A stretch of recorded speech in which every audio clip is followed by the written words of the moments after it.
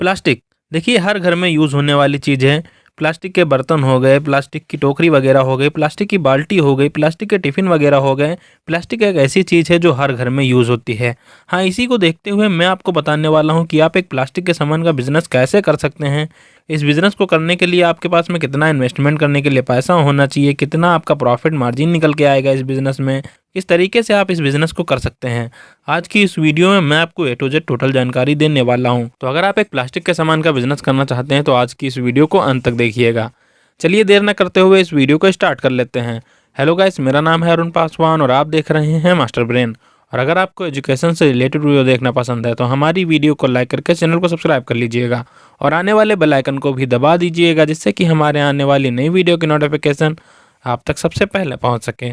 तो चलिए हम सबसे पहले बात करते हैं कि प्लास्टिक का सामान क्या क्या चलता है जिसकी डिमांड होती है, और उससे आप जान पाएंगे कि इस बिज़नेस की डिमांड कितनी है और इस बिज़नेस को कैसे करना चाहिए और क्यों करना चाहिए। तो सबसे पहले तो समझिए प्लास्टिक के सामान बहुत कैटेगरी में चलते हैं, जैसे कि घर का सामान हो गया, बाल्टी, मग, टब, टिफ़िन, कंटेनर्स, डब्बे, बॉक्स। इसके अलावा किचन आइटम्स होते हैं, बॉक्स, चम्मच, जार, मसाला डिब्बे।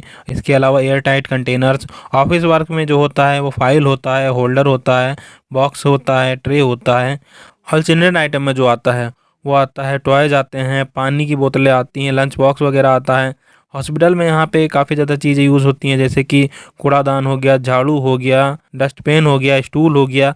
मतलब कि इन सारी चीज़ों का उपयोग यहाँ पे प्लास्टिक के तरीके से किया जाता है और ये प्लास्टिक के होते हैं, तो इसका डिमांड काफ़ी ज़्यादा है इस बिज़नेस की। अब इस बिज़नेस को करने के लिए आपको कितने पैसे लगाने पड़ेंगे, कितने पैसे आप इसमें इन्वेस्ट कर सकते हैं। तो होलसेल या रिसेल, आप ये कौन सा बिज़नेस करना चाहते हैं, तो 20,000 से लगभग 50,000 या फिर 1 लाख रुपए तक आप इस बिज़नेस में इन्वेस्टमेंट कर सकते हैं स्टार्टिंग में। अब चलिए बात करते हैं कि इस बिज़नेस को करने के लिए आपको सामान कहाँ से लाना पड़ेगा, सामान कहाँ से लाएंगे जिससे कि आप प्लास्टिक के सामान का बिज़नेस कर पाएंगे। तो आपके पास में 4 सोर्स हैं जहाँ से आप प्लास्टिक का सामान खरीद सकते हैं। सबसे पहला तो आपको लोकल होलसेल मार्केट देखनी पड़ेगी। आपके शहर में लोकल होलसेल मार्केट होगी जो कि प्लास्टिक के सामान बेचते हैं, उनसे आप होलसेल में सारा सामान खरीद सकते हैं। इसके अलावा डायरेक्ट आप फैक्ट्री से भी सामान खरीद सकते हैं।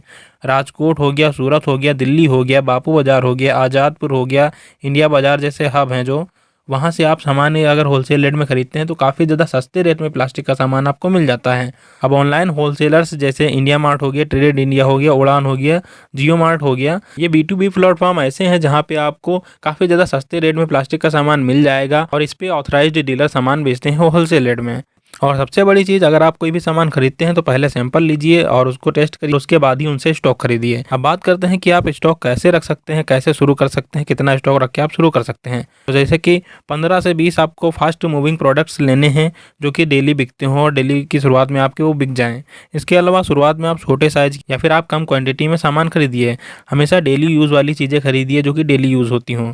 और इसके अलावा महिलाओं के पसंद आने वाले किचन आइटम्स आपको खरीदने हैं। अब जो सबसे ज़्यादा यहाँ पे बिकने वाली चीज़ें होती हैं वो होते हैं एयर टाइट कंटेनर्स होते हैं, डिब्बे बॉक्स हो गया, बाथरूम सेट हो गया, लंच बॉक्स हो गया, वाटर बॉटल्स हो गई, बाल्टी मग हो गया। ये डेली बिकते हैं तो आपको ये चीज़ें ज़रूर रखनी है। अब आप मार्केट कैसे कर सकते हैं। अब बात करते हैं कि आपको लोकेशन कैसी रखनी है अपने इस बिज़नेस के लिए, कहाँ पे आपको अपनी दुकान रखनी है। तो सबसे पहले तो आप होम टूर सप्लाई कर सकते हैं, घर घर जाके बेच सकते हैं, इसमें आपको कस्टमर्स तुरंत मिल जाएंगे। बाकी आप एक छोटी सी दुकान खोल सकते हैं जिसमें कि ये सारा सामान रख सकते हैं। लगभग 500 स्क्वायर फीट की आपको एक दुकान चाहिए होगी जिसमें कि आप ये सारा सामान भर पाएंगे। 500 स्क्वायर फीट मैंने इसलिए बोला क्योंकि प्लास्टिक की चीज़ें बहुत ज़्यादा होती हैं, तो प्लास्टिक का सामान बहुत सारा होगा। जो दुकान में आप सामान भरेंगे उसके लिए आपको दुकान थोड़ी बड़ी चाहिए होगी।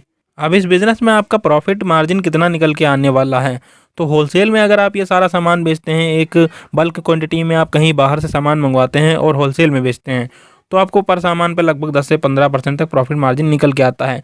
बाकी अगर आप रिटेल में ये बिज़नेस करते हैं, अपनी एक दुकान खोल के ये बिज़नेस करते हैं, तो लगभग 40 से 45% तक आपका प्रॉफिट मार्जिन निकल के आता है। और कुछ कुछ आइटम ऐसे होते हैं जिनके ऊपर आपका 100% तक प्रॉफिट मार्जिन निकल के आएगा। यानी कि अगर वो 2 रुपये की आप लेंगे तो 5 रुपये की आराम से बिक के आएगी।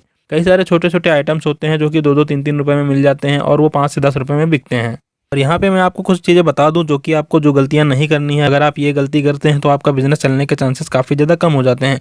जैसे कि आप कोई भी चीज़ खरीदते हैं, कोई भी डिब्बा खरीदते हैं, तो आपको पुराने डिज़ाइन वाला नहीं रखना है। ट्रांसपेरेंट डिब्बे आते हैं इस टाइम, काफ़ी ज़्यादा जो चमकते हुए डिब्बे होते हैं वो आप रख सकते हैं। तो सबसे ज़रूरी बात कि आपको ओवर स्टॉक नहीं रखना है, बहुत ज़्यादा माल नहीं रखना है एक साथ में। पहले कम माल लाइए, अगर बिक जाता है तो उसके बाद लाइए माल। एक और बात कि आपको यहाँ पे एक सप्लायर से ही कांटेक्ट नहीं रखना है, कई सारे सप्लायर से आपको कांटेक्ट रखना है, जिससे कि जो भी माल की ज़रूरत आपको पड़ी वो आपको माल तुरंत मिल जाए। तो ये थी कुछ ज़रूरी बातें जिससे कि आप एक प्लास्टिक के सामान का बिजनेस बिल्कुल ही आराम से कर सकते हैं। हाँ, अगर आपको ये वीडियो इन्फॉर्मेटिव लगी हो तो हमारी वीडियो को लाइक करके ज़रूर जाइएगा। मैं मिलता हूँ आपको नेक्स्ट वीडियो में, तब तक के लिए जय हिंद, वंदे मातरम।